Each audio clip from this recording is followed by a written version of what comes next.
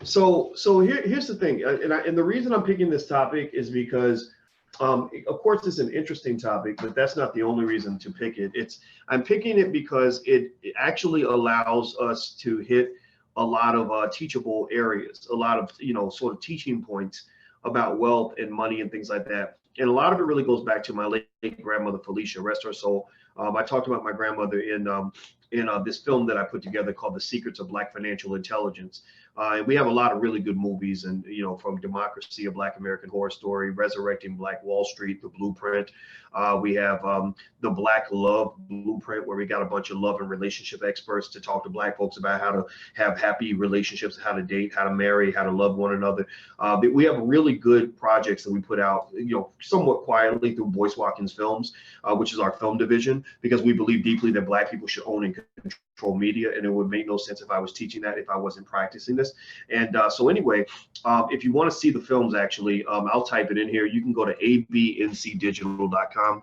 And the reason we call it abncdigital.com is ABNC stands for All Black National Convention. The All Black National Convention is our event that we hold every year in September. It's going to be in Houston this year, so you should mark it on your calendar. So if you go to abncdigital.com, you can actually check out all of our films for free forever, as well as a curriculum for the entire family. It's a really powerful little platform, and it's kind of a monthly deal, a little bit like a Netflix for smart Black people, where you can go in there and watch all of our movies, but you can also get access to curricula and go through tons and tons of financial literacy information, and not just information, but actually breakdowns in ways that we explain them in a very unique way. One of the things I was watching today was I was watching a video about how college education needs to change with the times. The reason that colleges are struggling, and the reason that a lot of colleges, especially the private ones, are expected to go bankrupt in the next 10 years is because their whole business model is antiquated and backward. Not only are they charging insane amounts of money and leaving people in debt, but really the guy pointed out the fact that in our economy, things have changed. He said, like, for example, back in the day, if you wanted a cab, you would go stand out in the rain and wait for a cab. He said now, you just hail an Uber on your phone and you go inside until the car gets there. And he said that education is one of the few areas where the education doesn't come to you. You got to go to it. You got to give up 4 years of your life, $250,000 of your family wealth, all kinds of time and energy and resources to go and sit in these classes, some of which you need, most of which you don't, to get this degree. And he said that college should change because of that the world has changed. So universities have to change. And we don't expect universities to ever change, but we've changed. And that's why we created the Black Business School, because we just wanted to be an educational disruptor for Black people. And what that basically means is that, we were built to solve one problem, and that is the Black wealth problem in the Black community worldwide. We weren't built for anybody else. We were built just for you. And also, we have very low costs. Most of our programs cost less than the cost of a Happy Meal, and on top of that, it's education on demand. So it's just like, if you sign up for Netflix or Hulu, you can watch movies whenever you want. You can binge watch, right? So we also are one of the companies that allows you to binge learn, right? So ultimately, if you're interested, if you want to take a look at some of the programs and you're not sure where to get started, a couple of ways you can get started. One, you can send an email to support@theblackbusinessschool.com. We have a support team 24 hours waiting for you to answer any question, help you out, work with any budget. But then two, you can also go to blackmoney101.com, which starts with the Black Money Sequence. We have a Black Money Sequence 101 through 106, which takes you through the whole universe of Black wealth building, everything from understanding money and the power of money, how money works in ways that only we can explain it. We really do a really good job of breaking things down, like using cartoons and interesting examples and specific theories and layouts that are designed uniquely for the Black community. All the way to 101 is Introduction to the Power of Money. 102 is the stock market. 103 is starting your own business. 104 is how to buy a franchise. I'm really interested in franchises. I just haven't had time to really dig into it yet, but franchises are an amazing way to start a business because it's a business in a box. You don't actually have to figure out the business model. The model's already figured out for you. You just pay a little bit of money and they give you access to all their company secrets and procedures and all that. So it's pretty cool. 105 is real estate, which is very important. I was talking to my mother this morning about real estate and and moving money from stocks to real estate and kind of just spreading your money out. And then 106 is about business structure and procedures. It's very important to understand systems, structures, and procedures. If you want to know how to make money, you make money through systems, structures, and procedures. You don't just make money. You don't want to make all your money through labor. Labor, unfortunately, America is a capitalist society, and they've designed it where making money through labor is kind of they set it up to be the sucker's way of making money. It doesn't mean you're a sucker. It just means like we've all been suckers at some point. But if you look at what they're doing to the working class in America, they're screwing the workers, and the people that are making the money are the people who actually own the stock. Now, the impression they give you is that the only people that own stock are these fat cat billionaires that have, massive trust funds. That ain't true. That ain't true. I was sitting there with the 11-year-old in our house, and we were sitting in line. And she wanted to go get this pink drink at Starbucks. I guess all the kids are drinking this crap. I don't know what it is. It's like got strawberry something and coconut juice or something. So I'm trying to just, make small talk and bond with the kids, because they're not actually my biological kids, but they're in my house, so they're my kids. And so I'm trying to connect, with the 11-year-old who's pretty much telling me I'm an old man and all this other stuff. So I'm like, okay, cool, let's go get a pink drink. So we go get the pink drink, right? And we're sitting in line at Starbucks, and her birthday's coming, so she's giving me a list because she knows she can kind of tell like okay, you guys, I can tell. I don't know what you're doing. I don't know what you're doing up in that room, but I bet you got some money in your bank account. So she's like giving me a list, like, okay, I want these kinds of shoes, this kind of outfit, and I'm going to get you some of that stuff for sure, but I think I'm also going to get you some shares of stock for your birthday. And she was like, why? What's that for? And I said, well, here's the thing. I said, shares of stock are basically like owning pieces of a company. I said, imagine if you take a company, and you can use this explanation with your children too. This is why I'm explaining to you, so you can kind of know what to say to your kids. I said, take a company. Imagine if you chop a company up like a pizza, and everybody gets a slice of that pizza, and the slices cost, $1 a piece or something like that. Well, a company can be sliced up like a pizza, and they will tell you that it costs this much to get each slice, right? And so really all the companies that are out here, a lot of them are what they call publicly traded companies. So publicly traded companies aren't completely private. They're not completely private. They're not run by the government. That's what when we think about public, we're thinking about things that are run by the government. But no, they're not run by the government, but most of these companies are owned by the public. Like I said, Starbucks. We're at Starbucks now. You want to get the pink drink? Well, Starbucks is not owned by one person. Starbucks is owned by thousands and thousands of investors who all own slices of that pizza. The company's been sliced into, 20 million pieces or however many shares outstanding they have, and people can buy shares. And I said, let me show you. So I opened up my app. And I couldn't remember if I own shares in Starbucks or not. I buy a lot of stock in a lot of companies, and I don't keep up with exactly everything I own. But I showed her, I said, oh, look, our family owns, 15 shares of Starbucks, right? Or something, whatever the number was. So we own a percentage of this. We own a piece of this company. And I said, now I want you to also look at this. It just so happened that Starbucks has made a lot of money. I don't know what Starbucks stock has done. And again, I'm going to get past all the controversies and everything, because this is about people that want to make money, not people who are worried about whether or not white people like you and want to hurt your feelings. I don't really care. It just don't matter to me. I don't need you to save my feelings, because I already love myself, so I don't really need white folks to love me. So I just want to make sure that's clear. I get it with the racism. Yeah. But power, money is power. Power is money, and that's how America works. And those are the people I talk to. I ain't got time for too much of the secondary conversations. If you want to talk to me later on about why you think Trump doesn't like you, or Trump thinks black people are bad or whatever, we can talk about that later when we're having the conversation for kids. But this is a conversation for grown folks.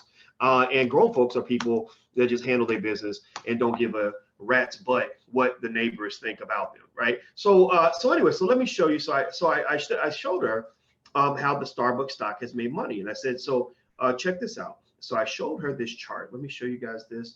If you're on drboycetv.com, or if you're in the webinar, you can actually see this. Here is Starbucks stock. So you check it out, right? A person could have bought Starbucks stock Way back when it was as low as $60. Now it's hovering about $78, right? And so I guess over the course of the year, it's gone up by maybe about a little bit less than 30%, right? So I said, so our family made money because instead of taking extra money and buying like blue jeans with it or new shoes, we bought some shares of Starbucks. And we got money from this and we made this money and we did not have to go to work to get this money. We made this money because Starbucks is selling coffee. And then I showed her my McDonald's stock and I said, look, you like to go to McDonald's? Well, I like it when you like to go to McDonald's because look at how much money our family has made from ownership of McDonald's stock. Now, this was not $1 million moves. This was not, this was not, owning 10 million shares of McDonald's stock. No, this was like a few $100s here, a couple $1,000s there. And if you want to know, like, really, that's kind of where rich people come from. Rich people don't come from sort of being born in a pile of massive amounts of money most of the time. A lot of rich people come from just nickel diming their way to success, like climbing Mount Everest. You don't climb Mount Everest in one big leap. Like your legs ain't long enough to climb Mount Everest in one leap. You climb Mount Everest, you pick 2 inches up, then you pull yourself up. Then you pick another 2 or 3 inches up, then you pull yourself up, right? And you just kind of keep going. Or like when I run, Alicia makes me run half marathons, and I'm so slow when I run these races that the only people I beat in the races are the people that are walking.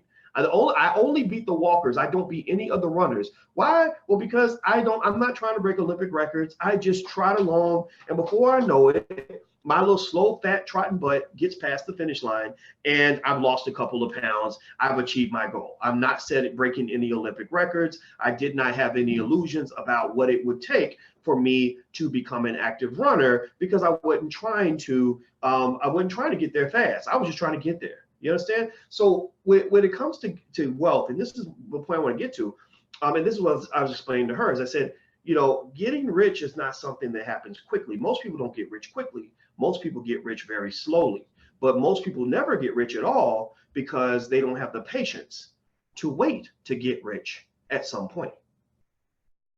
Warren Buffett actually said that stock investing and wealth is pretty much a transfer of money from impatient people to patient people. That's what he said. He said it's the impatient people, the ones who got to have it now, want to buy the new jeans, want to go for the latest fads, paying attention to the latest rapper, want to buy, want to go buy the fast food, want to go get the Beyonce tickets and the Black Panther tickets when the movies come out, and that's all they do. And the patient people, they might still do those things. They might still participate in the fads. They might still go see the Black Panther. I saw the Black Panther. I thought it was a great movie. But when I went to see the Black Panther, don't think for a second that I didn't realize, well, wait a minute, I need to go make sure I stock up on some more Disney stock. Not because I knew that Disney stock was necessarily going to go up because of the Black Panther was coming out, but I said, I got to have balance, right? I can't just be a consumer of Disney products. I need to be an owner of Disney's revenues. When y'all go see that movie, I need to make sure that some of that money is coming back into the pockets of my family, just like you want that money to come back into the pocket of your family. So you participate in the games and have fun like everybody else, but you got to always think a little bit higher than the game. You can't just be so in the game and of the game that you can't see the whole playing field. Now, do me a favor. Some of you are watching outside of the webinar I'm talking to, my students in the Black Business School. We're doing a Black Wealth conversation. Those are the questions I'm going to see. Those questions I'll be able to answer. But some of you are watching on Dr. Boyce TV, and I want to welcome you guys. If you want to come to the Black Wealth conversations, they are a free benefit of being in the Black Business School. The Black Business School has a lot of programs that cost, $3 or $4 a day. Some of them a little bit more, depending on what you want. But the Black Wealth conversations are a free benefit we give to our students. We have 80,000 students, and our number one goal is to make financial literacy the most important thing in the Black community. We want to push financial intelligence, economic intelligence, like it's a religion. We believe deeply that if Black people commit ourselves to becoming as good at economic empowerment as we are at football, basketball, and entertainment, that we will lead the world. So hit the thumbs up button if you haven't done that. Please do that. And I'm going to actually invite in a few more students. So give me 1 second here.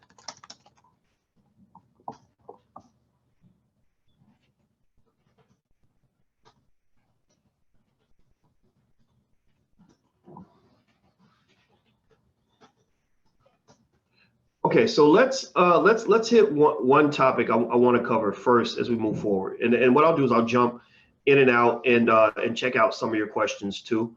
Um, okay, so here's the deal. One of the things I think that's really interesting and a truly fascinating way to be able, to see, sort of, I guess, what's going on in terms of wealth and why wealth is so psychological is to look at lottery winners. Now, why do lottery winners matter? I'm off camera for a second, but I'm still here and I'm going to keep talking to you. So, feel free to talk to each other. Here's the thing: lottery winners actually have a higher bankruptcy rate than the general population, and that's fascinating because there are a lot of people out there who believe that if they won the lottery or if they had a big chunk of cash or if their ship came in, that their financial situation would suddenly change. A lot of people believe, tell me yes or no, tell me if you know people who feel that their situation is somebody else's fault or their situation is due to the fact that they don't have enough money or their situation it has occurred because they weren't born with a silver spoon in their mouth or because they're not getting the big breaks. Tell me yes or no. Does anybody know anybody like that who feels that that everything that's happened to them, everything that they are, every place that that they've been, every situation that they have been in, a lot of that is due to what somebody else did as opposed to what they did? Yes. Okay. I see a lot of yeses. Now here's the thing. That's I spoke to a psychologist yesterday, and the concept that she links to that idea is what is called locus of control.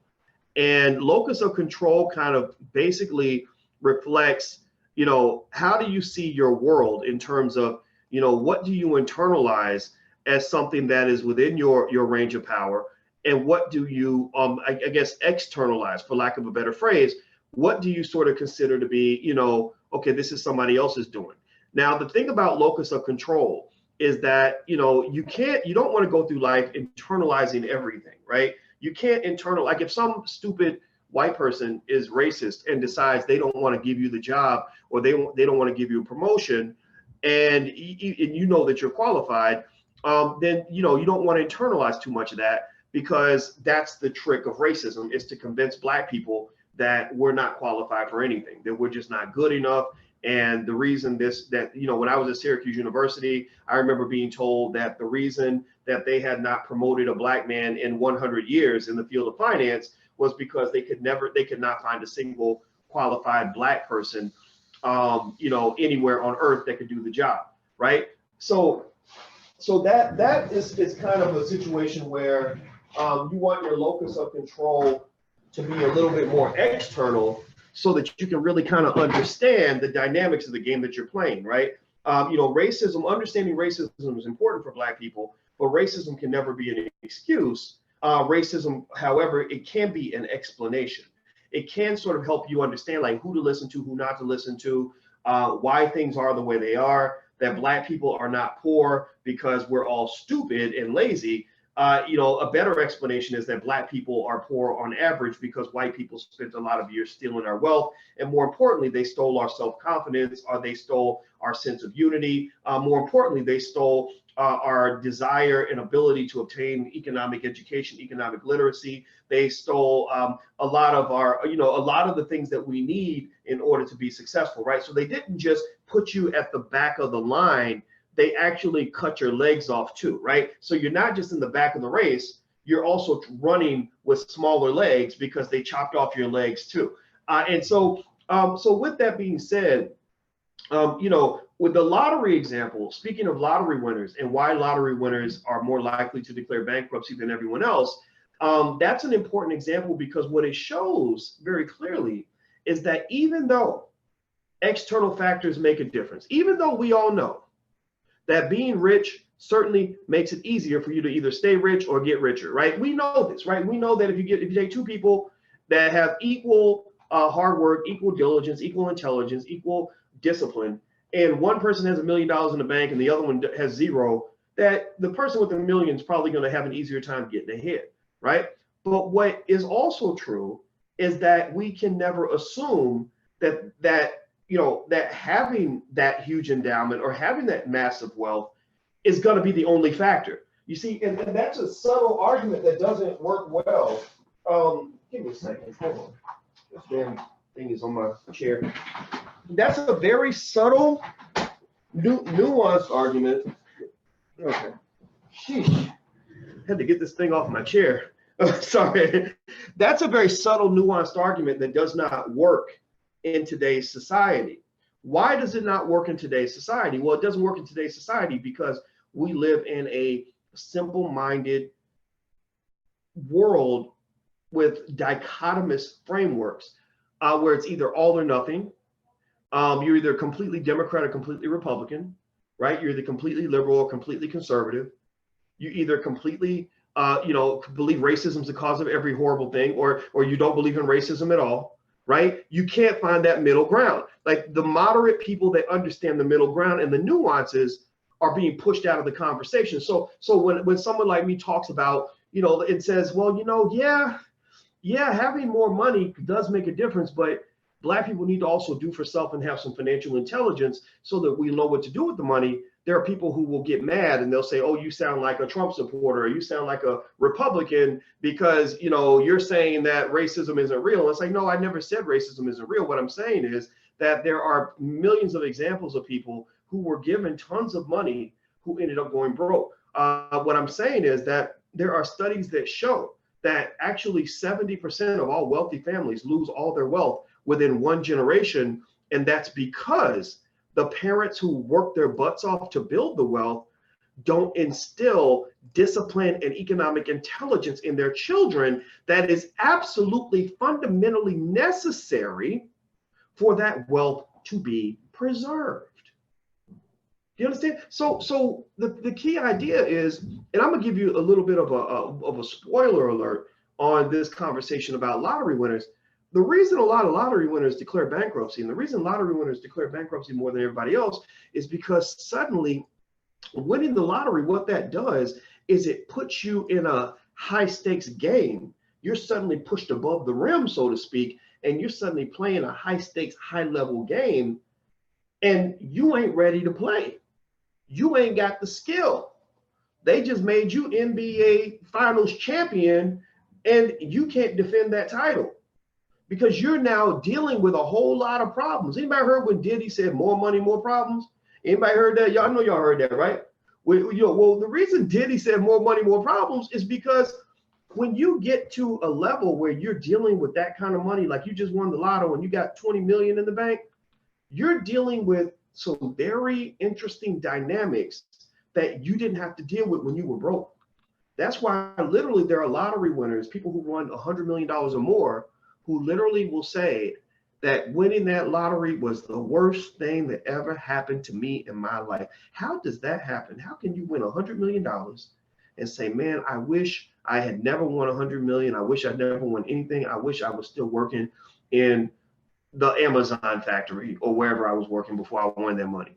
So let me read this. I want to remind everybody, I'm going to be in Philadelphia doing a day-long seminar on investing. We're going to cover how to buy your first shares of stock, how to add to your portfolio, the greatest myths about investing, how to build your own family bank, how to create a 100-year plan for your family, how to turn your child into a millionaire, how to create an investment club, and terminology every investor should know. If you're interested and you live in Philadelphia, you want to join us, please go to drboycephiladelphia.com. That's drboycephiladelphia.com. And I'm actually going to take those same topics and turn it into a digital masterclass that you can join from all over the world in case you can't make it to Philadelphia. So if you're watching the recording of this conversation, you can actually learn more about that at drboyceseminars.com. That's drboyceseminars.com. So feel free to check both of those out. And I guarantee you're going to learn. If you don't learn, if you don't feel good about it, we'll give you your money back. But we never have to do that because what we do is we're the best in the world at it. All right, so here we go. So here's an article in CNBC and explains why lottery winners go broke. I'm gonna read this article to you, and what I want to do is read and interpret and read between the lines so you can really understand what's really happening here and what I'm seeing as a finance PhD. It says, after winning the biggest undivided jackpot lottery in U.S. history, Mavis Watkins of Chicopee, Massachusetts, ignored much of the advice that financial experts typically give to lottery winners. She quit her job, spoke with the press, and took her winnings as a lump sum. While she may be able to afford to break the rules, most winners can't. And so basically what they're saying is that, the reason that advisors push you to not quit your job is because it is best if you sort of stay in your regular routine. Now, personally, I think it's okay to quit your job, but I think you should find a second thing to do, right? Because if you're sitting there with a lot of money and a lot of free time, it does something to your spirit. It does something to what you're doing with your money. People get into drugs, they get into all kinds of nonsense. So working is good for the soul. It goes beyond just making money. Speaking with the press, what you're doing when you speak with the press after you won the lottery is you are letting every person on earth know that you suddenly got money, which will suddenly make you a big target. And also taking the money as a lump sum means that you're going to you're going to be in jeopardy of making one big gigantic mistake that can ruin everything for you. So anyway, it says lottery winners are more likely to declare bankruptcy within 3 to 5 years than the average American.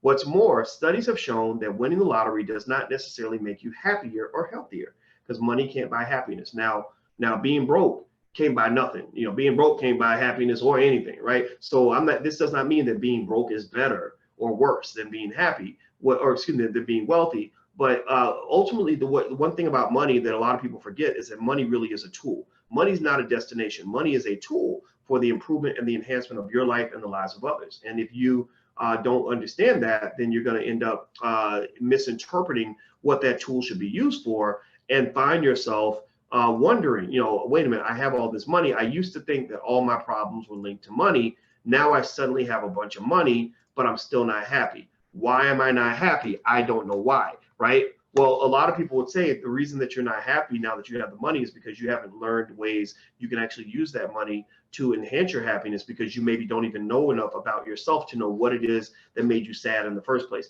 It wasn't just a lack of money. It was deeper than that, right? So money really is a tool. Like money, having enough money, what I found was that when I had enough money to do what I wanted and I was free to do what I wanted, I found myself happier, because money was one less thing I had to worry about. It was like, okay, I'm not, if I'm stressed out, it's because of something other than like I can't pay my bills or whatever, right? So money will be more problem to worry about, but money certainly at the same time, if you have all the money you want, it won't be something that just gives you instant happiness forever. I'm just take it from somebody who's had a little bit of money. So anyway, it says evidence shows that most people who make it to the top 1% of income earners usually don't stay at the top for very long, says Washington Post's Janelle Marte. Economist J.L. Zagorski agrees with the research. He writes for U.S. News and World Report. He says that studies found that instead of getting people out of financial trouble, winning the lottery gets people into more financial trouble, since bankruptcy rates soared for lottery winners 3 to 5 years after winning.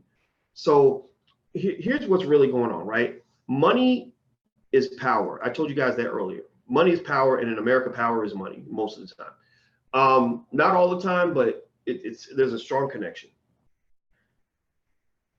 When something's powerful, it can be used. It can be used in a way that's almost agnostic or amoral. Money is not good, and money is not evil. Money is just powerful. Anything that's powerful can be used for good. It can be used for powerful amounts of good. You can achieve a lot of great things with that. But it can also be used for amazing amounts of evil. You can destroy people's lives with money. I just got a call from a friend this morning who told me that her son was in a car crash last night, and she showed me video of the car, and the car was just torn to pieces. And I said, it's sad, because a lot of times we forget how powerful a vehicle is, how powerful a car is. You get in a car crash, that car can get twisted up real fast, but you feel secure, so it makes you drive things. But at the end of the day, the car is something that's not to be played with, right? So money is kind of the same way, and so the way to think about that is someone who has lots of money has a lot of leeway to get into a lot of trouble, but if you don't have a lot of money, then you don't have as much leeway to ruin your life. Money tends to make you more of what you already are. So for example, if you're a person who likes to get high and you're broke, you can only get so high. If you're broke and you got to go to work, 40 hours a week. Well, you can't sit around getting high all the time, and you can't always buy the dope that you want, right? But imagine if suddenly you were immersed with nothing but money and time, and you like to get high. Well, guess what? You're going to die of a drug overdose, because all you're going to do is get high and drunk all the time, because you've got plenty of time and plenty of money, and you're going to use that time and money to do something that's going to destroy you. Now, on the flip side, though, the good example would be, imagine somebody who likes to do charity, who likes to help, children get an education or whatever it is. Well, when their money's limited, they will say, oh yeah, there are so many things I'd like to do, but like myself, black empowerment, black education, black financial literacy, black economic empowerment especially are very important to me, right? And I do a lot, with the resources that we have, but don't think I don't sit around saying, God, if I had some athlete that invested $50 million in my company, I could change the whole black community overnight. Like, I could literally change everything overnight. And so if you suddenly endowed my company with an extra $50 million, then you would still see Boyce Watkins. You would just see Boyce Watkins on steroids. You would see the same ideologies. You would just see the ideologies on steroids. You would literally see black economic empowerment messages in every media outlet all across the United States, because I would probably buy advertisements on television and radio and print and the digital and just push the hell out of this message, because that's a gospel for me. That's very important for me. That's a life's work for me, right? So ultimately, money just makes you more of what you already are. So what it goes back to is, before you dig into having money, you got to figure out, who are you, and what is your purpose? If you have a purpose and you know who you are, then money is a wonderful thing. But if you have no purpose and you don't know who you are, then you're in danger of ruining your life. So it's really a metaphysical, spiritual journey as much as it is a financial journey. So let me see here. Jay Whitaker, who won $315 million in a lottery in West Virginia in 2002, tells Time, listen to this, y'all. He says, I wish that we had torn that ticket up. Imagine what you got to go through to wish you had torn a $315 million lottery ticket up. I want y'all to think about that for a minute. Like, I think about that. I mean, imagine somebody telling you they just won $350 million. And let's say it's like your brother or your spouse or your little cousin, and they really want, and then you're close to them, they're gonna really hook you up. Like, you'd be super excited, right? And imagine if somebody had a time machine and they came back and they said, you need to tear that ticket up because it's going to ruin your life. Like, imagine what you'd have to go through to get to the point where you would say, I wish I'd torn that $315 million ticket up. Well, let me tell you why he said that. He said that after he won, two things happened. First, his daughter dies of a drug overdose because she's got plenty of money. She's a drug addict. She became a bigger drug addict because now she had plenty of money to burn and plenty of time. And then his granddaughter died of a drug overdose. So first your daughter dies of a drug overdose, then your granddaughter dies of a drug overdose. And then on top of that, just 8 months after he won, he was robbed of over $500,000. Somebody stole $545,000 from him. And then on top of all of that, he said that because he's seen so much death and so much misery and so much despair after winning the lottery, he became a hardened person. He says, quote, I just don't like Jack Whitaker. I don't like the hard heart I've got. I don't like what I've become. So this is a person, this is almost like an episode of The Twilight Zone. By the way, which is a very good show, by the way. Your boy, one of my favorite directors, the guy who did Us. Why can I not remember his name? The brother that made Us and Get Out. Tell me his name so I can move on with my life, because I'm literally mad that his name is out of my brain. Key and Peele. Yeah, his last name is Peele. Y'all know what I'm talking about. Anyway, the brother who made Get Out, Jordan Peele. Thank you very much. I needed that. I was like, man, what is going on? But I just watched Twilight Zone last night, which is very bad that I couldn't remember his name. But Jordan Peele, I want to say his name, and I want to give the brother props because his work is extraordinary. CBS app is showing Twilight Zone. I love every episode. He's just doing an amazing job. So let me see. Ali Hassan says 8. Thank you for the donation, first of all. And eight, I don't know what eight means. So maybe you can explain what that means, Ali. But thank you for the support. I appreciate that. Um, so so anyway, the thing is that it sounds like an episode of The Twilight Zone, because it's amazing that a person could, make that much money and wish that they'd never made it. But if you think about it, I mean, your daughter dies of a drug overdose, your granddaughter dies of a drug overdose, you get robbed. All these things are expected to some extent. They weren't surprising to me, because again, there are numerous stories of people that get plenty of money and plenty of free time, and they end up becoming drug addicts or dying from an overdose. Because I don't mess with drugs, but I assume drugs that they make you feel good.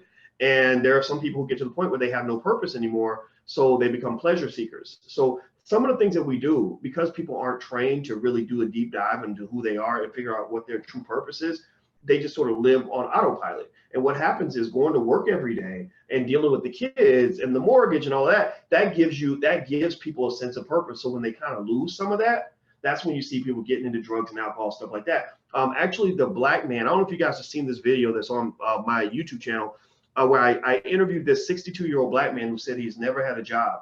And he talks about watching his father and his father's friends grow up, or when he's growing up, and they all would work in the steel mills. And because they all worked in steel mills, all they knew was steel. And their whole purpose was to go to work every day in the steel mill and take care of their families. So when the steel mills went out of business and they couldn't provide for their families anymore, and they're sitting at home and their wives are the ones who are bringing home the bacon, these men, not only do they start feeling bad about themselves, but they lose their sense of purpose. And so at that point, you got low self-esteem and you don't have a purpose and you got time to burn. Why not pick up the bottle? Why not drink some liquor to numb away the pain? So next thing you know, he said, that's where the winos came from. That's why for your sons especially, you got to make sure your sons have a sense of purpose and a capability to execute that purpose, so they don't grow up just sitting around in their drawers, in their mama's basement, smoking weed and playing Xbox all day. A lot of black men sit around and do nothing because there isn't anything out there to do, because the white man never gave them a purpose, so they feel like they have no purpose. But if the white man lets them play basketball, then suddenly they say, I'm born to play basketball. Well, no, you weren't born to play basketball. The white man told you were born to play basketball, and you can play basketball, and you should play basketball, especially if they pay you, but that's not your purpose. That's not why you're here. You need to figure out why you decided you're here, not why they decided you're here. A slave should never get his sense of purpose from the master, because the master is going to tell you that your purpose was to be a good slave. Right. So ultimately, for the black man, his biggest struggle is that in many cases, many of our men lose their sense of purpose because their purpose is centered around basketball, football, entertainment, rapping, and getting a record deal, or just getting a job. Right. And those can't be your sole purposes, because all those things can be taken away from you. So the question, black man, that the black man must answer, and I'm speaking specifically about the black man because a lot of you have sons and you see what's happening to the black man in America. The question I have for you, black man, is, if the white man decided he wasn't gonna fuck with you no more, excuse my French, and he wasn't gonna back you on nothing, he ain't gonna give you a nickel, a dime, opportunity, or nothing, what becomes your purpose then? Where are you gonna go then? And that's why individuals like Louis Farrakhan are so important, because Louis Farrakhan steps up and tells the black man, your purpose is greater than just getting a job and being a corporate slave.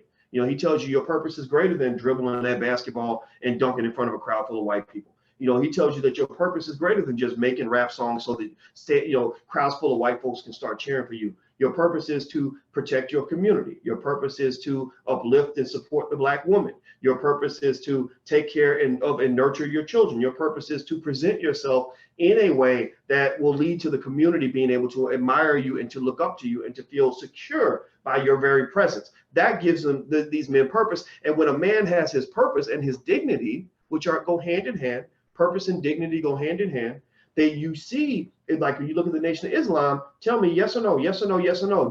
Has anybody else noticed how sharp the brothers are from the Nation? Has anybody ever noticed just how they stand a little differently from everybody? They don't slack. You don't see nobody slouching in the Nation of Islam. You don't see sagging pants, men with the pants down to their ass, in the Nation of Islam. You don't see black men sitting on the corner looking for something to do, looking to get into something, right? You just don't see that. So why? Well, because their purpose and their dignity has been restored by the nation. And I think that is very important, and it all links together. It all links together. So when you talk about this financial conversation, the reason you see these people getting into bad situations when it comes to money is because they have a bunch of money, which is a bunch of power, but power without purpose becomes destruction. Write that down. Repeat after me. Power without a purpose usually leads to destruction. So money is power, and you have a person with a lot of that power, but they've got no purpose. They've got nothing that they wake up for in the morning, nothing that's productive, nothing that's going to help them to make the world a better place. So they get all this money, and then they find, my gosh, the money doesn't make me happy. I'm as depressed with $100 million in the bank as I was when I had nothing. So I have no purpose for this power. I feel like I have no reason for living. So that might make me suicidal, or maybe it makes me commit slow suicide, where I spend all my time chasing after one woman after the other, chasing after one party after the other, trying to fulfill that emptiness with material possessions, or trying to fill that emptiness with drugs. That's why Deion Sanders always talks about how he was at the top of his career. He was Neon Deion. He was prime time, and he's dancing in the end zone, scoring touchdowns, millions of dollars, girls, cars, money, you name it. And he was ready. He was so suicidal. He was ready to drive his car off a bridge because he felt empty on the inside. Why? Well, because he had no purpose. So the conversation I'm having with you, I'm not really giving you school right now. I'm really giving you church. That's what this is. This is church. And why is it church? Well, because one of the things that Deion found that gave him purpose is what? He started going to church. It was God. It was Christianity. Now, some of y'all might not be Christians. I'm a Christian, but I don't go to church. I'm kind of a heathen. So I'm not really trying to tell you to go to church. I'm not telling you to do that. I'm not telling you to go to any type of church, but I am telling you to pick a church. Pick the church that's inside of you and find something that gives you meaning in this world. Figure out what means something to you. So go to church, but I'm not telling you to go to church. Like, I'm not telling you to get up and go to, such and such tabernacle and all that. No. What I'm saying to you is, that this is a spiritual process, and so anyway, let me keep going. Let me keep reading. Let's see here. So after 8 months, Jack was robbed of $545,000. He said, I just don't like Jack Whitaker. I don't like the hard heart I've got. I don't like what I've become. That also reminds me of what Will Smith said when he was talking about the fact that, he said, I get sued all the time by people, that I didn't do anything to, people I don't even know, people that just want to try to get money from me. And he said that the biggest challenge that he ran into was learning how to defend himself from the predators without letting his heart go dark. Because that's one of the things that lottery winners can't deal with, is all the people coming up with either greed or need, either, they're trying to steal from you. They're trying to beg to get money from you. They're they're just hammering you like crazy for money, or people will sue you over nothing. Like, if you ever want to find ways to start getting sued, go out and make a lot of money and let people know that you have money. You'll get sued at some point. Somebody will sue you because you stepped on their toe, or you looked at them funny and made them uncomfortable. I'm not kidding. There are things like that out there in the courts. So ultimately, a person who's never had money doesn't know how to deal with all of that. It's very stressful, very nerve-wracking. And so lottery winners, a lot of times, I believe they go bankrupt because they're suddenly playing above the rim economically, and they're in the crosshairs of so many people, and they're not used to that, right? So it's kind of a funny thing. I was talking to my mama about this today. Me and my mama talk about a couple times a week, and I love my mama very much. Call your mama. If you haven't called your mama in a while, call your mama. Mamas don't last forever, so you got to call your mama. So I was talking to my mama. One of the things my mother was telling me was that, we were talking about politics in America and the vilification of the rich. And I said, it's kind of interesting. It's almost like there are some people who believe rich people are bad just because they're rich, right? Didn't do nothing wrong to nobody, did business in an ethical way. You've even tried to help people, but they just believe that they're bad. And I said, so I'm almost convinced that if you're successful, not only will you have haters, but you're just going to have people that are just going to think you're evil just because you're successful. And I said, and I think I figured out that I'd rather be successful and hated than to be a loser and have a whole bunch of friends. You know, because she said, yeah, because even your friends are still gonna know that you're a loser. They're still gonna make fun of you for being a loser. So I said, yeah. So either way, all the shit's fake at the end of the day. Either way, it's all fake, right? When you're rich, you get a bunch of fake friends who are secretly your enemies. Some of whom, some of them, right, who admire you but don't really admire you. But when they see you, that smile on your face, want to be your buddy because they're trying to get close to that money. But when you turn around, they start talking and whatever, right? Not everybody does it, but it happens a lot. Right. But when you're poor, it's like you got a whole bunch of buddies and people saying, oh, there's dignity in poverty. No, there's not. There's not dignity in being broke and struggling all the time, especially if there is a better way. And they're gonna make fun of you anyway because you're not winning in life, you're not succeeding, right? So ultimately, at the end of the day, what matters is how you feel about yourself. And so what lottery winners are going through, and this is linking back to the conversation we're having today, what I see is that there are a lot of lottery winners who are dealing with a lot of psychological, social, economic, political, metaphysical challenges that happen when you get a little bit of money. And in fact, there's nothing that gives you more empathy for wealthy people than to become a wealthy person and just realize, like, wait a minute, it is harder than I thought, right? Or it's almost like if you have a job and you always tell your boss or you tell your friends, like, if I were the manager of this department, this is what I do. And then you become the manager and you really see the pressure of being the manager, and you suddenly kind of get a little bit of empathy for what people were trying to deal with, right? So that's one of the things I think that's driving the reason that these lottery winners end up going broke or end up going bankrupt more than everybody else. So anyway, the next paragraph says, he's the last person I would have prototyped for going completely crazy, but he did. Don McNay, a financial consultant to lottery winners and author of Life Lessons from the Lottery, tells Time about Whitaker. No questions, it was because he won the lottery. McNay says many winners struggle with suicide, depression, and divorce. Quote, it's the curse of the lottery because it made their lives worse instead of improving them, he says. Another major struggle that winners often face is saying no to friends and family who hope to join in on the good fortune. Charles Conrad, a senior financial planner for Cesarca Financial, told Teresa Dixon Murray, once family and friends learn of the windfall, they have expectations of what they should be entitled to, he explained. It can be very difficult to say no. And that's really tough. That's a tough one. I don't know. Tell me if you've ever dealt with that. If you've dealt with, relatives that want to borrow money. Oh, Lord, I had to forgive a whole lot of deadbeats in my family, but it is what it is. Of course, some lottery winners survive the tumult and go on to thrive. Missouri lottery winner Sandra Hayes has managed to keep her head above water, even after splitting her $224 million Powerball jackpot with 12 coworkers. Quote, I had to endure the greed and need that people have trying to get you to release your money to them. That caused a lot of emotional pain, she told the Associated Press. These are people who you loved deep down, and they're turning into vampires trying to suck the life out of me. That's an interesting sort of phenomenon. Financial psychology is really fascinating to me. That's what my specialty was when I was in grad school. And what I really see is that it's not that these people don't love you. It's that money does change people. Money changes people the same way drugs change people. When somebody's high, they act very different from when they're not high. When they're drunk, they're different from when they're not drunk, right? Or when they're hungry, they act differently from when they're not hungry. If they're horny, they act differently from when they're not horny. So it comes down to kind of needs. And when people have a need and they, and they like, it's like food. Like imagine if you're really, really hungry, if you're starving and, and you've got a friend that's sitting there and they got this like delicious meal, like right there in front of you. You can smell the food.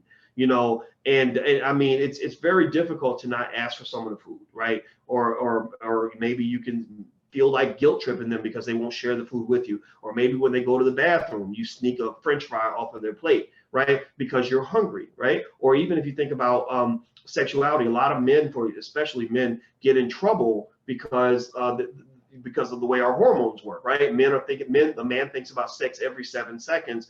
And so when a man is sexually incomplete, if you will, like he's feeling sexually unfulfilled, he can make bad decisions that cost him everything, right? So money's kind of the same way. When somebody's really broke, it changes their behavior. And what it does is, if you do become that person that just won the lottery and you're doing really well financially, and you have friends around you who are not doing well financially, it becomes difficult for you to include your friends in the things that you do. So you may say, oh yeah, I just won this lottery money. I want to take everybody to the Bahamas, right? So you feel like you're being a good friend. So you take all your friends to the Bahamas, right? And because you just won $100 million, let's say you spend $10,000 a piece on all your, so you drop $40,000 on this great trip to the Bahamas.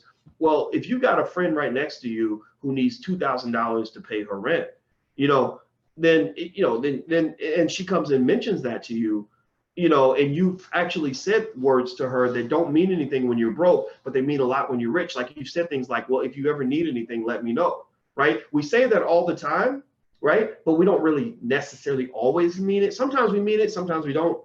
And then sometimes we mean it because we know that if somebody really needs something big, we can't really do it anyway. Like if you come and ask me for, or most people, you come and ask for $5,000-$10,000, they're like, well, I can't. I would do it if I could, but I can't, right? But what if you really can do it? What if you really have 30,000 in the bank and your friend needs to borrow 5?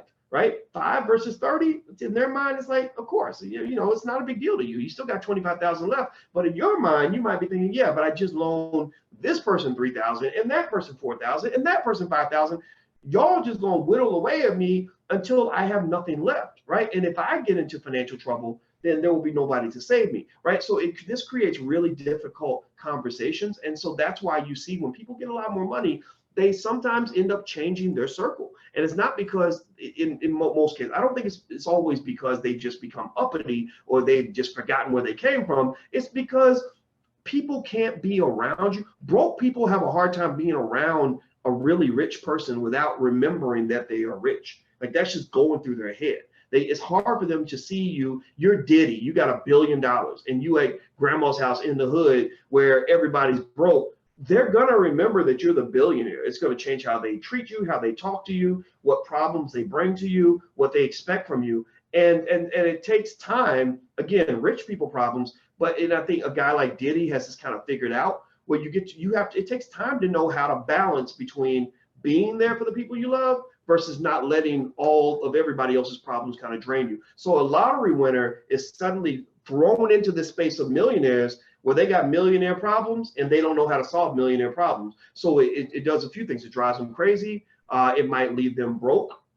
And it might cause family fights, etc. The list goes on and on. Okay, so anyway, there's more here. Let me see. She says that this last lady says, it says that the former social worker has avoided financial misfortune by maintaining her frugal lifestyle, even though she no longer lives paycheck to paycheck. Quote, I know a lot of people who won the lottery and are broke today, she said. If you're not disciplined, you will go broke. I don't care how much money you have. And I think that's an important lesson to understand. Never fall into the mindset that just getting a big fat check is going to make your financial problems go away. The reason it won't make your financial problems go away most of the time is because it won't make you go away. It won't make you go away. What you're doing on a daily basis has more to do with where you are than where somebody placed you, right? It's like a race. Like if Usain Bolt is running in a 200-meter dash and you place him behind everybody else, well, he's eventually going to get to the front because he's Usain Bolt, right? But you take my fat, slow ass and put me at the very front and give me a 20-meter head start, and I'm running against Olympic sprinters, they will pass me before we pass the 80-yard marker, right? You follow me? So it's the speed with which I'm running that plays the greater part in my position in the race, not where I started the race in the first place. So we can't act like, where you start doesn't matter, right? We know it matters. We know it matters. And I have to say that because I get a lot of people that come in that have a more socialist sort of mindset. I'm not a big fan of socialism. Not because I hate it, but because I do believe there are merits to it, but I don't want to live in a social society. I don't want America to be a socialist country. I don't know if that's good for America. I just don't. Economically speaking, I haven't seen good examples of socialism where it's really, really worked from an economic standpoint. I think that the better solution is to have some socialism sprinkled into our capitalism to balance the capitalism, because capitalism is like spicy food, and too much spicy food just will burn out your insides or whatever. So you got to kind of tone it down a little bit. but I don't want to be Venezuela. I don't want to be Russia. I don't want to be any, or even China before they became a little more free enterprise oriented. Even China was a kind of a despicable place to be, economically speaking. Now they've gotten better because they've sort of understood the balance that free enterprise, supporting thriving businesses and all that stuff can actually be beneficial to the society. You can't just go destroy every business and every business owner, and that's not going to be good for Black people. So anyway, I throw in that point that I just made to kind of let you know that where you start does matter, right? It will be great. That's why I tell you guys, for the next generation, we want our children starting in a better place than we did, right? So yes or no, yes or no, yes or no. Have you started doing things to this point in your life that are going to make sure that your children start off at a place better than you? Yes or no? Yes or no? Do you have a life insurance policy? Yes or no? Do you have a stock portfolio? Yes or no? Do you have maybe a small business that you can give your kids? I read a story about a sister that gave her daughter, 16-year-old daughter, gave her a business for her birthday instead of a car. Yes or no? Do you have maybe a savings plan? Do you have any plan? Do you have anything? I mean, are you doing yes or no? Okay, I see a lot of yeses. And that's where it begins. You don't have to make your kids millionaires, even though that is doable. I actually have a digital lecture. Actually, if you go to drboycebundlepack.com, that's drboycebundlepack.com, there are a bunch of digital lectures. You can look through them, and I break down models. These are unique models. These are not in any textbook at any university. These are things I came up specifically for the Black community, and I'm qualified to do this because I have a PhD in finance. That's what gives me the ability to do these things. But basically, I explain all that: how to turn your child into a millionaire by the age of 28, how to build your own family bank, and there's a bunch of other stuff. So feel free to go to drboycebundlepack.com if you want to take a look. But the point is, you got to do something.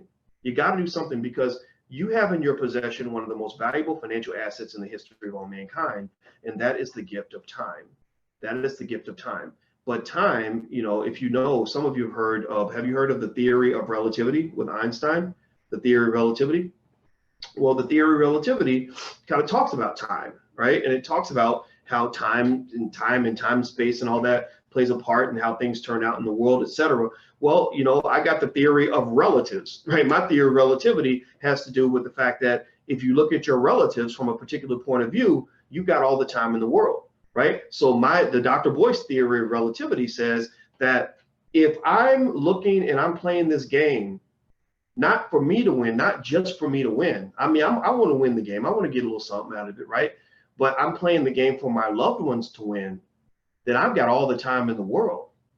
I'm not sitting here, if I'm 65, I'm not sitting here saying, well, I'm not going to invest because I don't have much time and I'm going to, I may not live no more than another 10, 15, 20 years. And so why should I invest?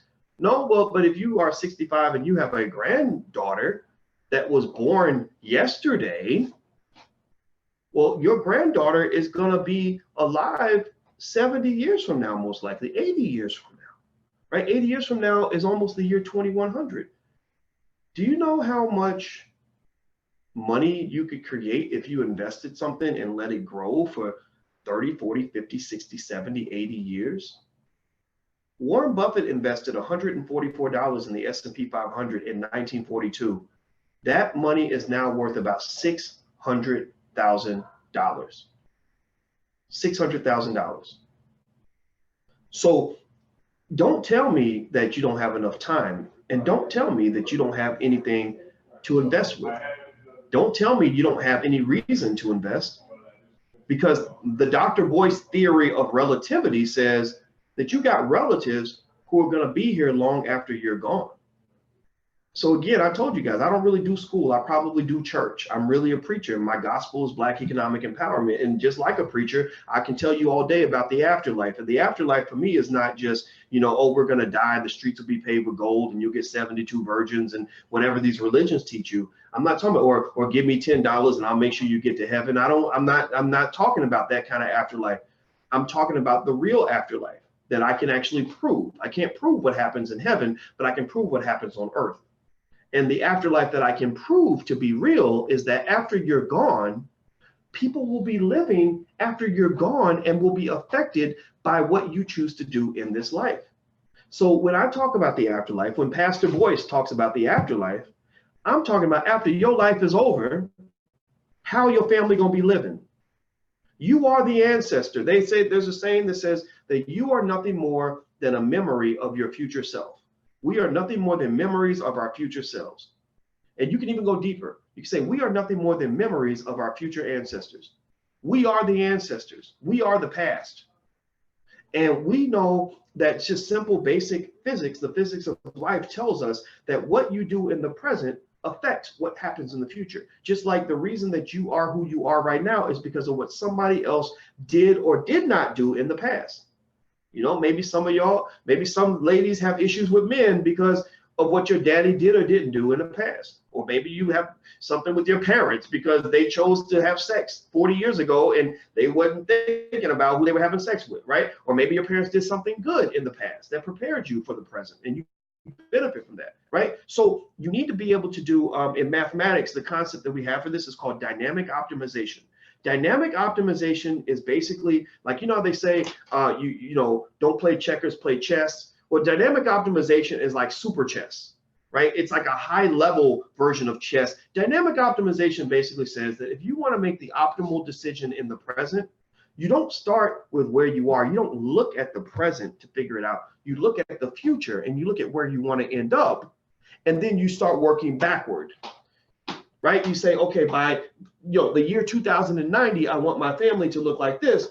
So that means we have to be here by 2080, here by 2070, here by 2060, here by 2020, or excuse me, 2050, then 2040, 2030, 2019, right? Dynamic optimization is how people build wealth. That's how you build a fortune. That's how you make a plan to conquer the world. That's how you win wars. Dynamic optimization. So what I want you to do is I want you to really think about, I want you to sit and again, this is all, everything I talk about. I told you, I'm not doing class, I'm doing church here. Everything's metaphysical. So what I need you to do is I need you to one day meditate on your descendants.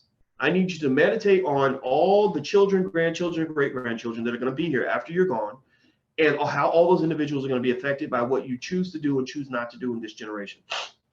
I want you to imagine that it's the year 2080 and they only know about you because they see your picture on the wall, because you left so much wealth that they don't have to work now, so they celebrate you. I want you to picture the life in the future where they are affected by the choices you make right now. And then once you wake up and you go from being sort of this ancestor who's dead and gone, or who got old and died in a hospice, and now you're young again, you're free to make whatever decision you want. The question then becomes, what is your next move? What is your next move? And the reason I share this with you is because that's exactly what I do. That's exactly what I do. And what happens is that when you do dynamic optimization, you come up with solutions that are different from everybody else. You have an amount of optimism that exceeds everybody else because you've seen the future. The reason that I am able to override pretty much all the obstacles that I see in 2019 is because I've been to the year 2079 and it's beautiful. And I have the opportunity to make it even more beautiful than I know that it's going to be.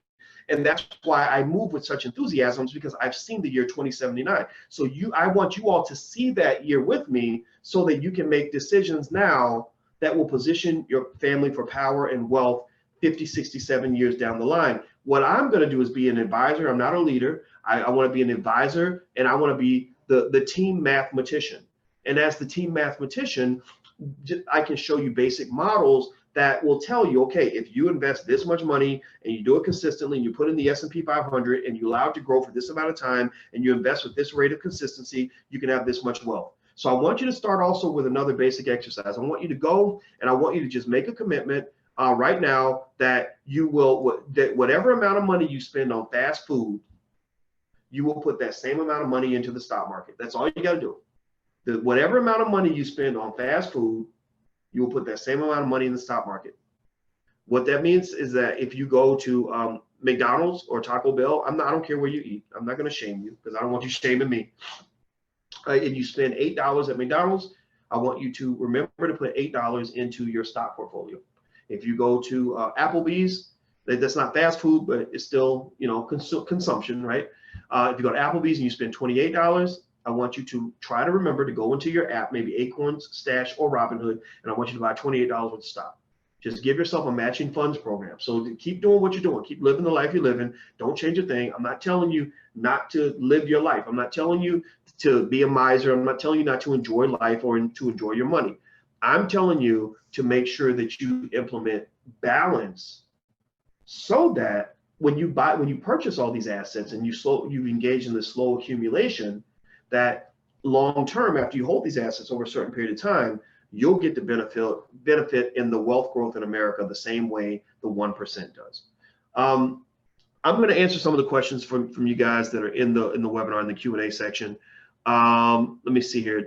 Derek says, greetings to the good doctor. Salute to Ryan McCrary. Yeah, Ryan is in Philadelphia, and Ryan is a great guy, and he is so smart, and I like this guy. And his book, I just saw his book on my dresser today, and I think it's called Mind Over Money. Is that right?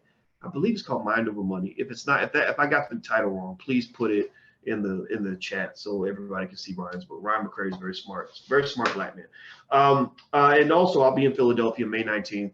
So if you want to come to the seminar, we're going to do an all-day seminar. You can learn more at drboycephiladelphia.com. That's drboycephiladelphia.com. Also, if you haven't gotten started in the Black Money sequence, you can actually get started really easily with Black Money 101 by going to blackmoney101.com. That's blackmoney101.com. Just make sure when you're done with the material that you pick up your certificate, get your certificate, get it framed, and put it up on your wall. We want to be a degree granting institution. We want to grant accreditations. We're not seeking accreditations because we are built for one purpose, and that's to serve the Black community and to solve problems in the Black community. But we want to have our own university. We believe in the Black Core of Three. The Black Core of Three says that we believe Black people should educate our own children, create our own jobs, and support Black businesses. So in alignment with the Black Core of Three, that's how we do things. So feel free to go to blackmoney101.com. If you've already done that, you can go to Black Money 102, which is all about the stock market, blackmoney102.com. The list goes on and on, all the way up to 106. Let me see here. Robert Henderson says, you are Buffin. I think you mean Buffett. And I'm not Warren Buffett, but, I think I understand Warren Buffett's investing style. He got a lot of his investing style from a book called by two guys named Graham and Dodd. And I think it's called Value Investing. So I kind of understand. I understand Warren Buffett's investing style. Let me see here, Doctor. You have too many websites. Just make one huge site for your stuff. Well, I do have BoyceWatkins.com. I mean, you can always go there. So feel free to take a look at that. Dr. Boyce, what's up with Paris Milan? I don't know much about Paris Milan. I just know that Paris used to work with us, and she's now working somewhere else. But I'm not fighting with no Black people in 2019. If you still eat at McDonald's and Taco Bell, etc., please stop, says Duty Red. Okay, you're right. We should stop. But, then again, I got kids. That's my excuse. Okay, let's see here. Derek Williams. My daughter completed the Black Millionaires of Tomorrow program. The Starbucks Philadelphia controversy. My daughter doubled down on her position, and we made money. Yeah, I mean, it's kind of a ideological kind of thing. Like, I'm not going to tell you what to invest in, what not to invest in. But I will tell you that there's something to be said about the fact that just sitting around screaming and hollering about what other people do will kind of leave you broke and marginalized.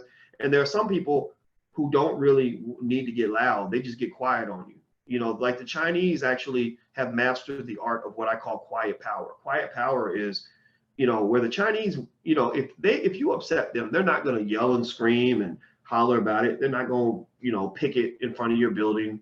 They're not even going to use the military. They're not going to show up with, like launch a nuclear warhead at you or pull up, with a bunch of battle cruisers on your shores threatening to blow you to kingdom come. The Chinese will just do little things like, throw out sanctions on you, or they will, or suddenly the big billion-dollar contract you have to go and make and make, auto parts in China, suddenly there's a regulatory barrier that keeps that from happening, and they're apologizing. Well, we're sorry, but we can't do the deal anymore. And they just kind of quietly and innocently go along with very quiet power. And I think that there's something to be said about quiet power. So I kind of think, I don't know about you. Tell me yes or no if you feel the same way. I kind of get emotionally exhausted trying to find a way to boycott every company that we see that's white supremacist. Like, it wears me down. Like I don't know who to be mad at. I get tired of trying to be mad at everybody. Being mad is not fun. It's not good for your health. It probably causes cancer and stuff. So I just try to figure out the game and figure out how me and my family can win. That's the background I come from.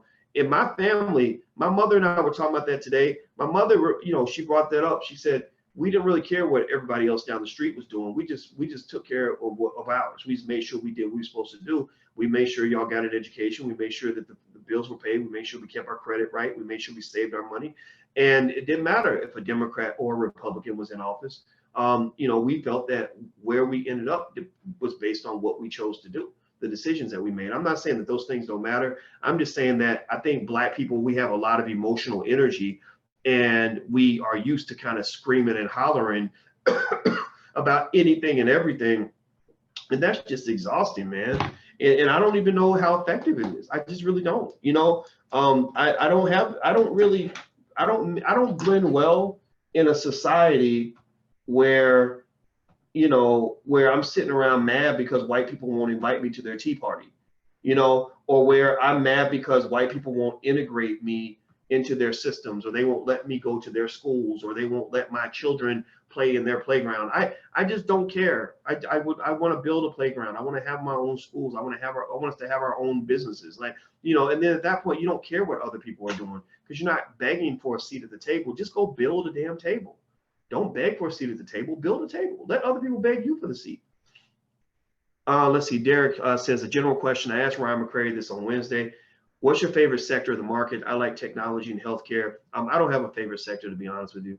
I just don't. I think all of the sectors are interesting. I think it's not so much a matter of picking a favorite sector. It's really a matter of knowing the characteristics of every sector. Some sectors are built on growth. Some sectors are built more on value investing. And so, for example, technology would have what they call high price earnings ratios, which means that the price of the stock is high relative to the earnings, which means these companies are expected to really grow.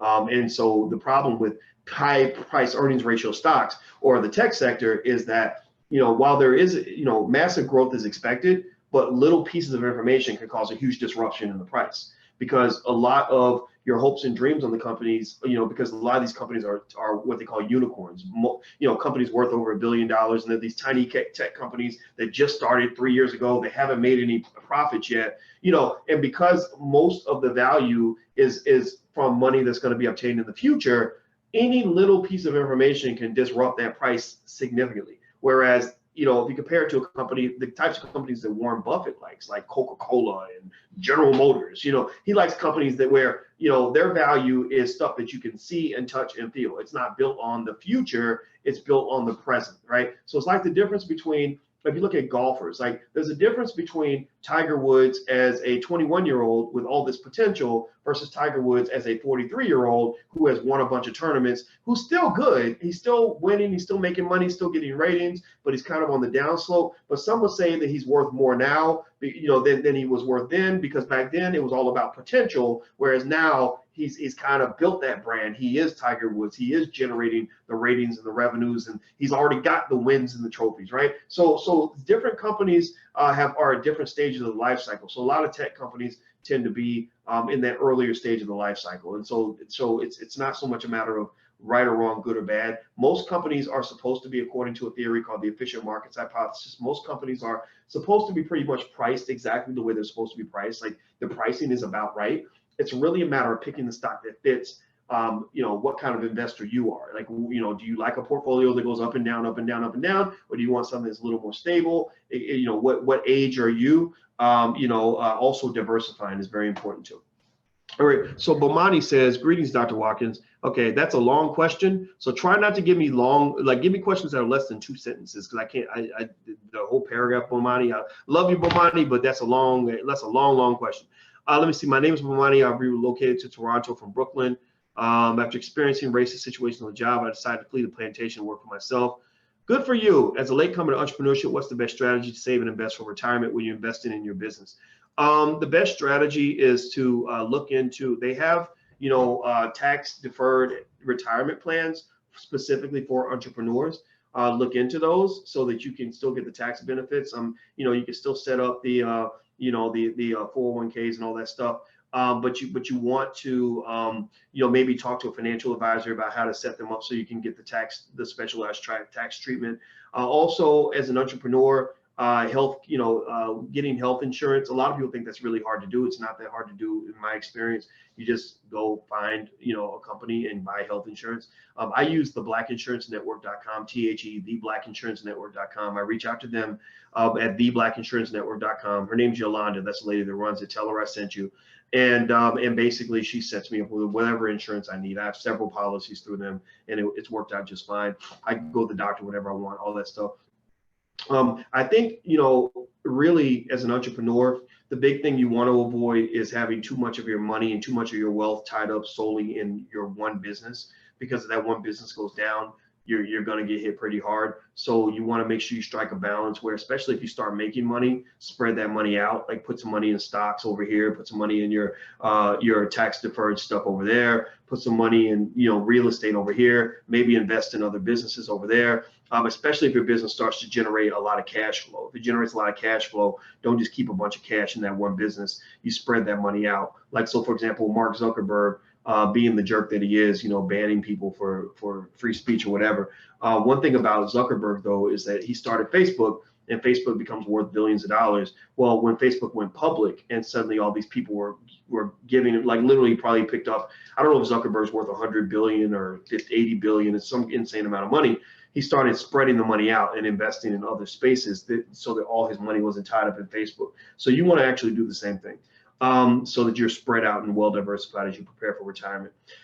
Any alternatives to investing in the U.S. stock exchange? They have things like American depository receipts and things like that allow you to invest outside of the U.S.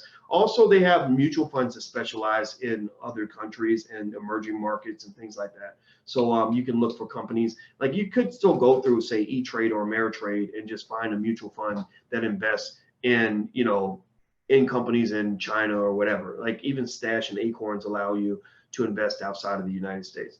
Nakia Clark, life insurance, 4 policies. My 3-year-old has 23 different stocks. A little crypto. You've taught me a lot. Keep it up. Okay, awesome. Wow, look at you. Her 3-year-old has 23 stocks.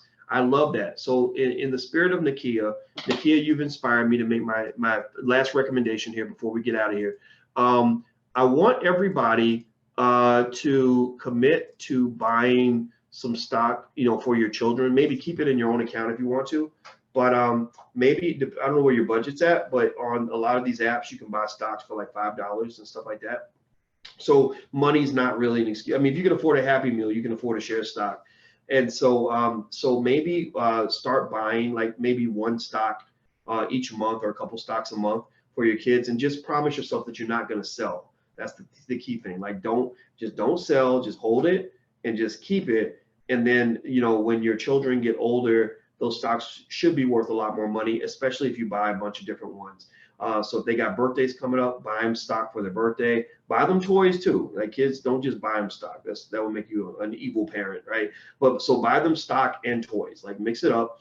Christmas time, stock and toys. Just make that part of your family culture. A lot of wealth building is very cultural, and that's one thing that they don't teach. So yeah, you could go to business school and learn a whole bunch of stuff. But if the habits of wealth building are not part of your culture, part of your habits, then you're not going to build anything. It's like when I went to school, I learned all this stuff about investing and finance and even entrepreneurship a little bit, but I didn't practice any of it because it wasn't how I grew up. It wasn't what my family did. It's like learning about eating healthy food or whatever. But if you're not in a family that believes in eating healthy food, you're going to eat the food that tastes good, right? So you really have to internalize this. You have to, push yourself to implement it on a small scale. Don't make it something that you have to do on some massive, gigantuan scales. Don't overwhelm yourself. Just do little basic stuff.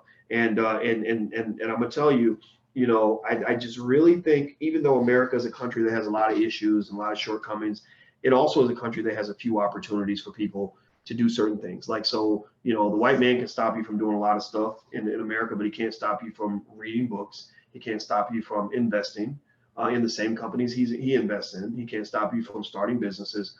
So I encourage you to start with the things that you can do and not just get overwhelmed by the things that you feel that you can't do. Last question, Ron Hall, what's the best example of a Black business school graduate that has created business and opportunity for Black people? There are plenty of examples. We actually have a lot of testimonials. If you go to theblackbusinessschool.com, you can actually see some of the testimonials. theblackbusinessschool.com. Also, if you're a student in the Black Business School, say something. If you've had a good experience, or if it's changed your perspective, or if you're doing something different, please feel free to state that. There are plenty of, in fact, if you search for Black Business School reviews and stuff online, you'll find excellent reviews. Most people say this. Tell me yes or no. If you're in the Black Business School, tell me yes or no. Most people feel that what they've learned from us is better than what they've learned in college. They went to 4 years of college, and we taught them more about investing, finance, in entrepreneurship and business than they learned in 4 years of college. Yes or no? Some of y'all may not even be in the Black Business School yet, which I hope that everybody will join. But even if you're not, tell me yes or no. Have you learned more from just listening to me talk to you casually about investing in finance than you learned in college for 4 years? Some of y'all still sitting under student loan debt. Yes or no? Yes or no? And that to me is the ultimate testimonial, in the sense that that's what I want you to share with people. I don't want you to tell them anything about the Black Business School that is not true, right? I don't want you out here lying on our behalf. I just want you all to tell people how great it is.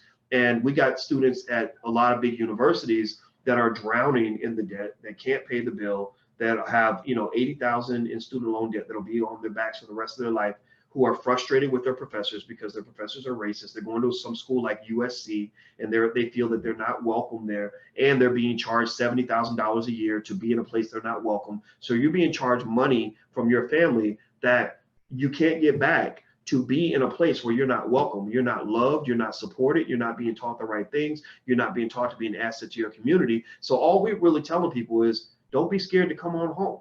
We got the same PhDs like they have. There's no difference. I have friends and colleagues who went to teach at schools like USC, right? I know that system extremely well. I've taught at the University of Kentucky, Indiana University, Syracuse University, the Ohio State University. I taught in China. I taught in Europe. I've taught all around the world. So, and I got other people who know the things that I don't know. And so I just tell people, don't be scared to come back home. Keep doing what you're doing. Keep spending $70,000 a year at USC if that's what you're doing, but spend a couple of dollars to be a part of the Black Business School, and we'll give you more than what they're giving you. And we'll even forgive you for the fact that you're still not sure, that you're still giving them the bulk of your resources. I don't agree with that from a philosophical standpoint, because I think that it's been proven pretty clear that a college degree for at least half of all Black college graduates was a raw deal. So we're not necessarily trying to replace.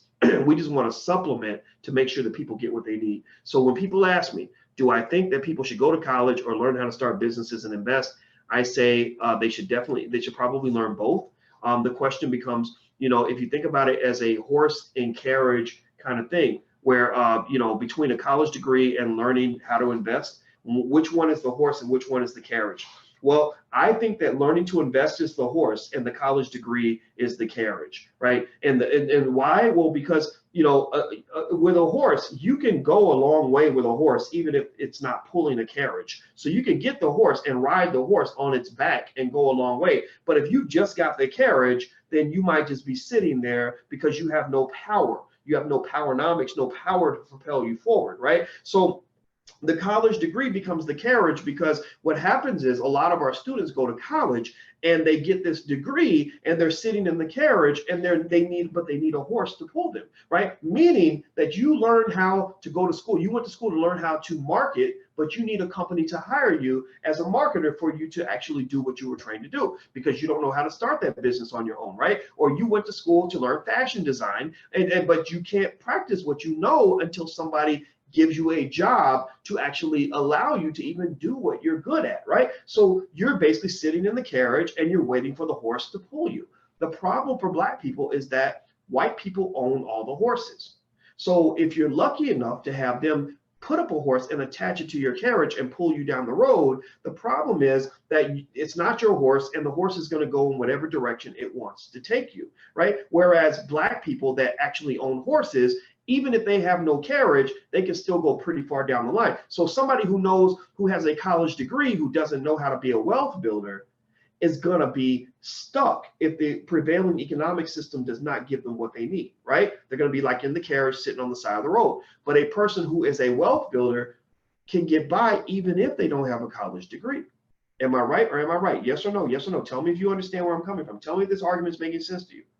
A person who says, look, I don't want to go to college, but I'm going to spend 2 years learning all I can about how to invest in the stock market, how to invest in real estate. I'm going to spend all my time becoming the best, absolute best entrepreneur I can possibly be. That person has a horse and they can ride that horse as far as they want. So now whether they attach a carriage to the horse, that's on them. I'm not telling you not to put the carriage onto your horse. Maybe being a wealth builder and having a college degree gives you benefits and capabilities that other people don't have. My brother is like that. My brother went to Cornell. He made a lot of connections, met a lot of great people. But before he went to Cornell, he was already a wealth builder. He already knew how to invest. He knew how to start his own business. So when he graduated, he didn't look for a job. He didn't need a job. They were offering $200,000 a year for some of those MBA graduates. He didn't even go to the job fairs because he said, once I learned the power and the freedom of having my own business, I can't work for anybody else. I'm not fit for that. I can't do that. It's psychological. I can't do slavery because I love the lifestyle too much, right? So ultimately, that's what I'm saying to you, right? I don't think that being a wealth builder and going to college have to be interchangeable or one has to substitute the other. You can certainly do both. But where I am taking a firm stand, and I'm not backing away from this, is that I do believe that for the Black man and the Black woman in America, being a wealth builder is far more important than being a college graduate. I do believe that for the Black man and Black woman in America, that being a wealth builder gives you far more power than you have as a college graduate. I do know that for the Black man and Black woman in America, that a wealth builder knows how to create opportunities, whereas most college graduates only know how to wait for opportunities or to seek out or beg for opportunities. They don't know how to create opportunities. So it's the difference between playing a sport with a person who waits for the game to come to them versus somebody who is what they call a playmaker. A playmaker can make something happen no matter what. Michael Jordan was a playmaker. The guy at the end of the bench, he can shoot if you give him an open shot, or he will score if the game comes to him. Michael Jordan made the game come to him. So that's a type of power that a wealth builder has versus someone who just has a college degree. The wealth builder has the ability to reshape their reality. They can reshape their environment. They can find money where it appears that no money's there. A person with a college degree, on average, most college degrees recipients that I know, unfortunately, they only know how to see an opportunity if it comes with a paycheck and a job. That's where they see the opportunity. So if there are no jobs, they see no opportunities. And that's where you're missing 90% of all the power that exists out here in this world. I'm gonna give you one last example, and then I'm gonna let you guys go. I'm a real astronomy buff. I'm really fascinated with the size of the universe and all the things that happen in outer space. And one thing that's really fascinated me is this concept called dark matter. Dark matter and dark energy, basically, they're these forces that are out there that move the stars and the galaxies and the solar systems. And the problem with dark matter and dark energy is that they can't find it. They don't see it anywhere, right? They measure all the weight of the universe and all the matter that's out there, and they say that we measured all the matter, but we're missing 96% of all the matter and all the energy that's actually out in the universe. How is this happening that, that there's this massive force out there that we can't see with the instruments that we have? And that's what they call dark energy. Dark energy actually moves the universe, and they're like, we can't even find it, right? Well, to me, the difference between a college graduate looking for a job and a wealth builder who knows how to create a job is the difference between regular matter and dark matter, or regular energy and dark energy.